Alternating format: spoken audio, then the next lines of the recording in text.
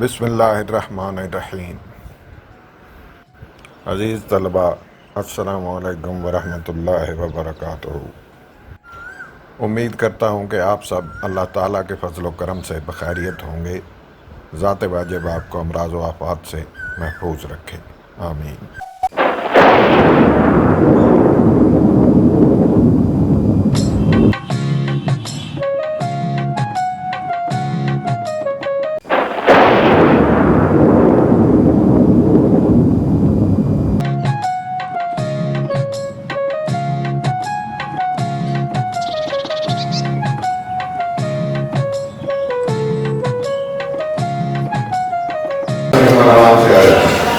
Number ہوں گے تو آگے کامیابی ہے۔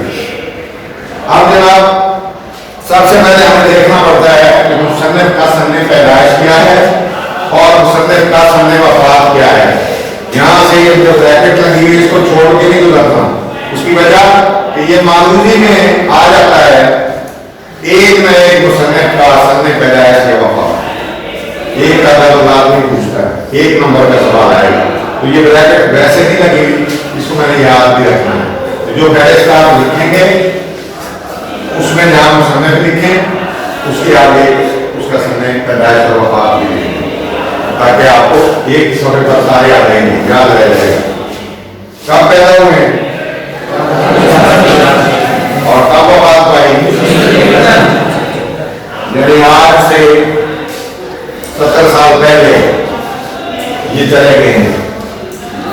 ہم نے اس میں ایک چیز میں نے آپ کو نہیں بتائی 2 دن میں، وہ یہ کہ ہر دنیا کا جو ادب ہے، جو بھی لٹریچر دنیا میں پڑھا جا رہا ہے، اس میں 3 چیزیں لازمی ہوتی ہیں۔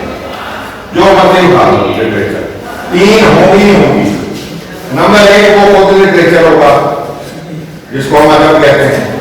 نمبر 2 اس کا جو لکھنے والا ہوگا جس کو ہم رائٹر یا مصنف یا شاعر کہیں گے۔ اور نمبر 3 کیا ہے؟ تیسری چیز دین لڑاؤ کیا ہو سکتی ہے لازمی؟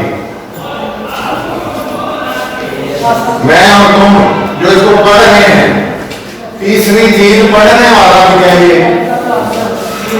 سمجھ گئے؟ ادب، ادیب، قاری، یہ مثلث ہے، یہ دنیا کی ہر ادب میں ہوتی ہے۔ تو اب کیونکہ ہم سن پڑھ رہے تھے اس لیے میں نے بریک لگا کے یہاں یہ بتایا کہ میں 2020 کا ہوں۔ ادب کب کا ہے؟ جب کا ادیب ہے، ایک ہی سن ہو گیا دونوں کا۔ ادیب ہے 1884 سے 1953 تک، ادب ہوگا اس کے بیچ میں کہیں، بالکل شروع والوں میں بھی نہیں ہو سکتا، پیدا ہوتے ہی کوئی کسی میں شروع کر دیتا۔ پہلے 10-20 سال آپ کو نکال دینا پڑتے ہیں، پڑھ رہا ہوگا جو ہے آپ کی طرف وہ کئی کلاس روم میں بیٹھا ہوگا، اس پر تو نہیں لکھ رہا تھا، تو جب کچھ بڑا ہوگا تبھی لکھے گا، سوائے چند کے لوگوں کے 10-12 سال سے لکھنا شروع کیا۔ لیکن اس وقت بھی کوئی مطلب مکتی یا سنجیدہ تحریر نہیں ایک سکتا بندہ 10-12 سال کی عمر میں، جب پختہ ہو جاتا ہے اتنا استاد کا وہ جو ہے ہو دیتا ہے۔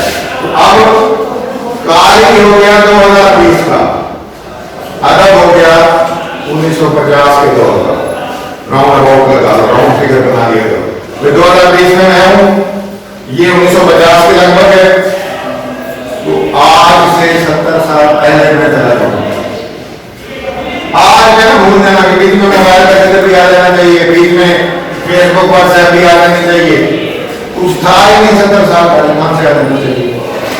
فرق سمجھ لیا ادب، ادیب اور قاری کا۔ میں ہمیشہ بات کے سن میں ہوں، لیکن جس فن کا ادب اور ادیب ہوگا مجھے اپنے ذہن کو وہیں لے جانا پڑے گا۔ کچھ 17 لوگ بھی ہیں گے، کچھ بالکل لیٹسٹ بھی آ سکتے ہیں جن کی تاریخ پیدائش ہوگی وفات نہیں ہوگی، یعنی ابھی بھی زندہ ہے، وہ نہیں ہے۔ یہ بڑے لکھنے والے ہیں نا، یہ کوئی عام آدمی تو نہیں، بما میں تو نہیں ہے جن کا کتاب میں مضمون شامل ہو گیا۔ کوئی بلا ہوگی تو اس کا مضمون شامل ہوگا جو سارے پاکستان کو پڑھایا جا رہا ہے، وہ قابل آدمی ہوگا۔ یہ کوئی اس میں سفارش نہیں چلتی کورس بنانے میں، جو قابل نہیں ہے وہ کورس میں نہیں آتا۔ یہ قابلوں میں سے قابل ادیب کورس میں شامل ہے، پڑھنے والے کو بھی وہ قابل بنا دیتے ہیں۔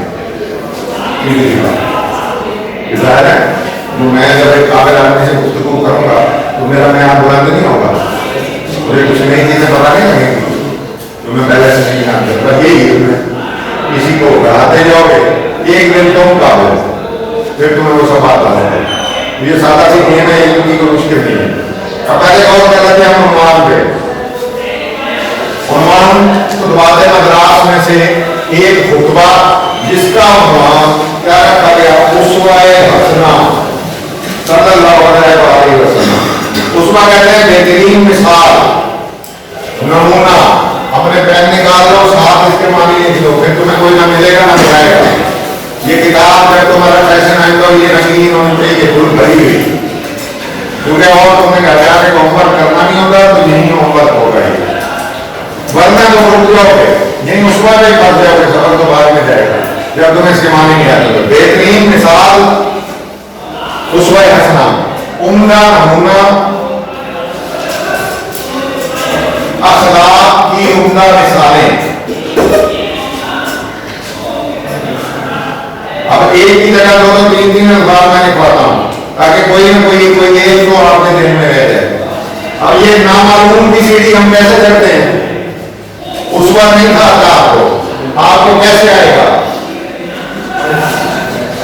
जरा पढ़ के नहीं आएगा, ये साथ तीन चार मानी लिखी होगी आ जाएगा। हम मालूम से नामालूम तक पहुंचते हैं, ये कुड़िया देने पे बिठा दो, जो चीज नामालूम आ गई उसको नहीं मैंने जिंदगी में कभी पढ़ा, अब मैं इससे कैसे पहुंचूंगा, मैं इसके मानी के बहुत लफ्ज जो मुझे आते हैं वो इसके साथ जोड़ दूंगा, ये आ जाएगा। हंसना बेहतरीन, उम्दा, अच्छी, उसवा, मिसाल, नमूना, कोई हमें ऐसे स्पेसिमेन मिले जिसको हम आइडिया बना सके, उसको कहते हैं उसको हंसना।